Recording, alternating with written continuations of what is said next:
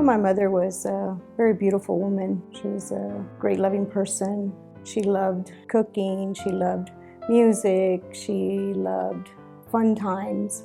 She loved Christmas. Her tree, my dad would go and cut down the most beautiful tree for her, and that was the delight of her year. He was a very gregarious person, loved people.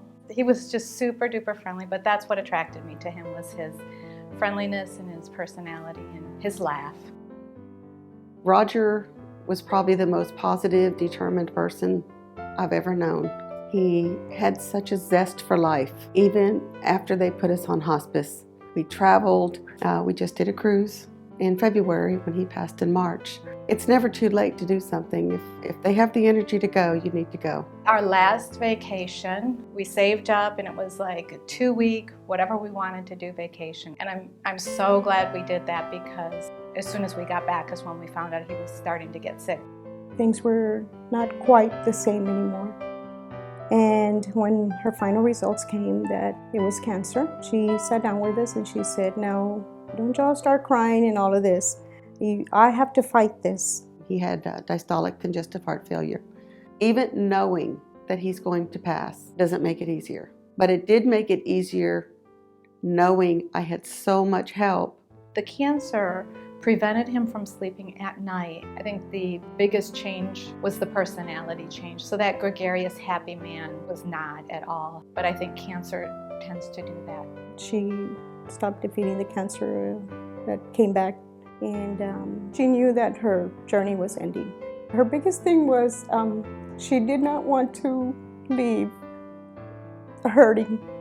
So his goals were to just accomplish a few things, spiritual things, and be with friends and people. The thing I valued the most was the support. The nurses would come by, and even when the doctors came for their visits,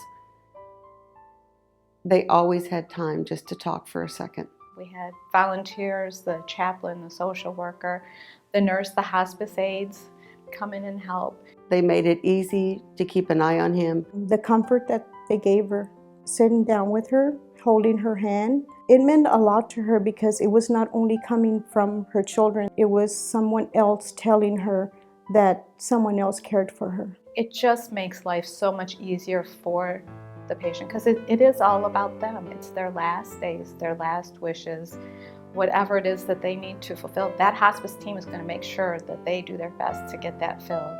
When he was actively dying, he couldn't speak anymore and he couldn't hardly move. But I figured out a way to communicate with his eyes. I had said to him, "Thank you for a good life." And he winked at me. And I told him, "Don't be scared, don't be scared." And then I'm like, "No, you can be scared. I'm scared too. It's okay, I'm right here. I'm not going anywhere." When his time did come, we were still out of state. We were traveling home, phone call away. I didn't say a whole lot to them, but they had everything. And her ending was very beautiful. She didn't suffer. She was very comfortable. She did get to give us her last blessing. I'm very grateful that she did get to fulfill what she wanted. She had the love from all her family, but to top that off, we needed Hope Hospice. To all of our donors and sponsors, to our army of volunteers and dedicated staff, and to the families we are honored to serve, thank you. You make it all possible. You help us cover costs for those who need it. Your support changes the course of young lives at our annual Children's Bereavement Camp, and what you do helps us continue to serve this community as we have for over 30 years. Thank you. Thank you very much. God bless you.